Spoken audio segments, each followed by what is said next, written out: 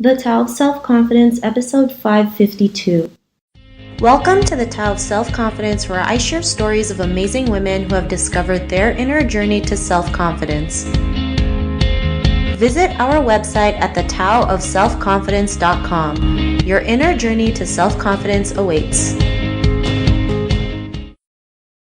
Well, hello friend. Welcome to the Tao of Self-Confidence, where I share stories of amazing women who have discovered their inner journey to self-confidence. I'm your host today, Sheena Yap Chan, and today I have a phenomenal lady on the show today. She is a yoga teacher, a professional dancer. She also has her own dance and yoga studio, so I'm really excited to have her on and share her story with us today on self-confidence. So without further ado, I'm going to introduce you to Tanvi Mehra. Tanvi, how are you today? Maybe you can fill in a little bit more about yourself to our listeners.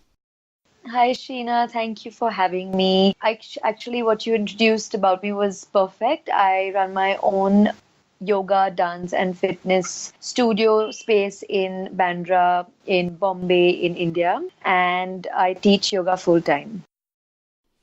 Thanks for sharing that. And Tanvi, what's your cultural background? So, I live in India, born and brought up here.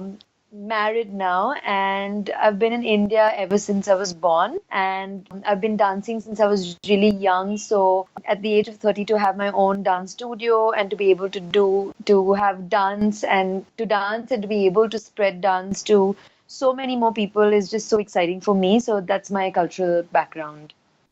Thanks for sharing that. And what would be your favorite self-confidence quote?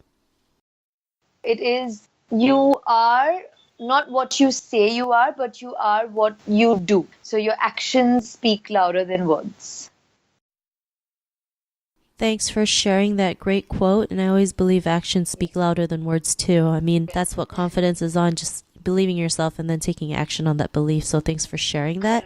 And in your own words, how do you define self-confidence?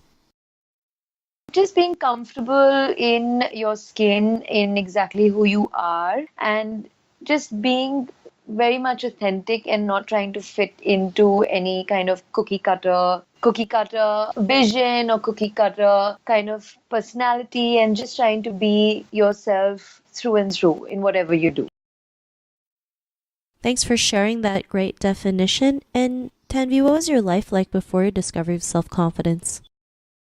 To be very honest, Sheena, I think I was very confident when I was really young. It's because I think my mom put me in a lot of dance and drama classes, which gave me a lot of self-confidence. But I guess I don't remember anything before that, because as a child itself, I was pretty confident because I was on stage performing, acting, and all. And even when we made mistakes on stage, whether it was for dance or acting, we were always taught that it's not the end of the world, and to go ahead in with confidence and to continue the show. The show must go on. And I feel like I think I really enjoyed even the fact that there were mistakes, because it kind of made you feel even more confident when there is a technical glitch over there, when you have forgotten something, but you know how in that situation you just ad lib, or you just make it a part of your, you just try to kind of enact what you would do in that situation and continue in spite of the glitches. I feel like that really gave me a lot of confidence as well, because everything is never going to be perfect, and it's about just taking,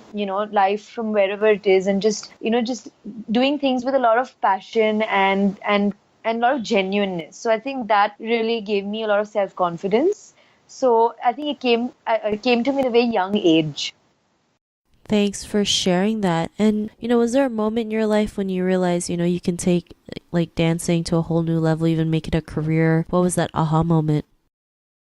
It was actually when I was sitting on a desk job, which was something that I thought that I really wanted to do. So I actually studied fashion business, and then I came back. I studied in London, and when I came back to Bombay and I started working in this fashion boutique, and I was at my desk on a computer, and I was browsing Facebook, and I saw all my friends who I used to dance with, put up these really cool dance videos, and like they kept sharing stuff about like what they were doing in terms of their training and stuff like that. And that was the time when I was like, what am I doing out here, and why am I on a desk when I should be dancing and moving? And I think that for me did it. And I came home and I shared the same, thought with my parents, and they were with me. They really backed me, and they said, go ahead and do whatever it is that you wish to, and we're right here for you. So that was the aha moment for me.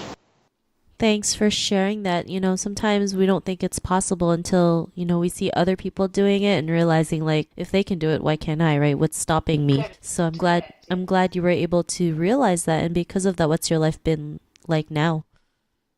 Oh, it's been amazing because when I had that moment, and I think it's always easy and it's always amazing when you have amazing family support. So I left that job, and for a year I actually taught yoga and dance on my building terrace at my home, and I kept renting different dance studios and yoga studios. And there came a point after 1 year of just going all around the city teaching that I just realized that I don't feel like any one space or studio really stood out in terms of management, in terms of curation of activities. And then I spoke to my parents and I said, hey, I want to open a space where I can have everything under one roof and be able to manage it and dance there and teach there and just kind of live there, because this was my life and I really wanted to make sure that I'm not wasting too much energy commuting and, moving from one end of the city to the other. And I think when I did that, and my parents once again really backed me up because I didn't have the resources at that time to do it on my own. It's just been such a great journey. It's been 4 years since I have my studio, and Touchwood, it's one of the most famous studios in the city, if I can say so. And I can really believe when I say that, because so many people come from far and wide, and it's not limited to people only coming from in and around the vicinity in the area. People really come from very far off to just come for the workshops and the classes that we hold. And that really makes me feel happy, because it's not that it's only catering to a certain radius. It's kind of spreading around to so many people, including people from other cities. So I feel like if it's made a difference and touched so many souls, I feel like, like all the work that we're doing as a collective team at my studio is really touching lives and hearts around. So it's been a dream, and it's continuously unfolding, and I'm just taking it as it goes. Thanks for sharing that. And to the woman who's listening to your episode, she may be in her own journey to self confidence. What would be that one tip you would give to her?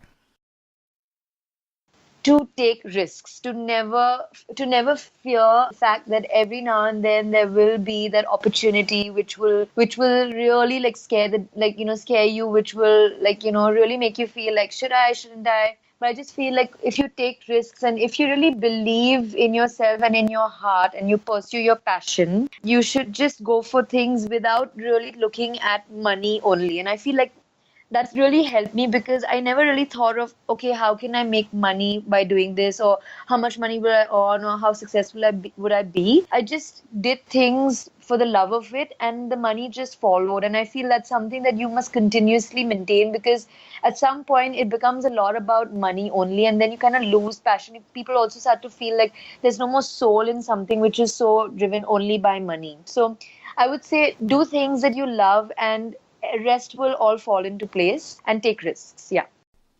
Thanks for sharing that. And those were some great tips that you mentioned. And if our listeners wanted to get to know a little bit more about you and what you do, or check out your dance studio or yoga studio, is there any links or social media profiles we can connect with?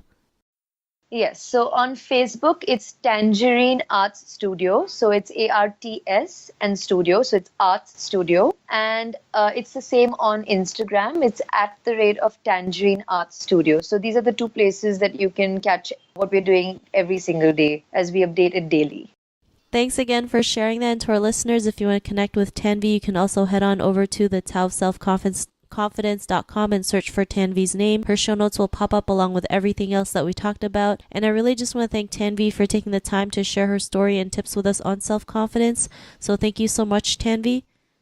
Thank you, Sheena, for having me. Thank you so much. Not a problem. It was really great having you on the show. And to our listeners, be on the lookout for another new episode of another amazing woman's journey to self-confidence. And we'll talk to you soon. Bye for now.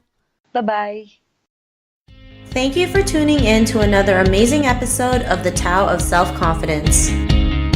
Visit our website at thetaoofselfconfidence.com to check out cool resources, blog articles, show recaps, and so much more. Your inner journey to self-confidence awaits.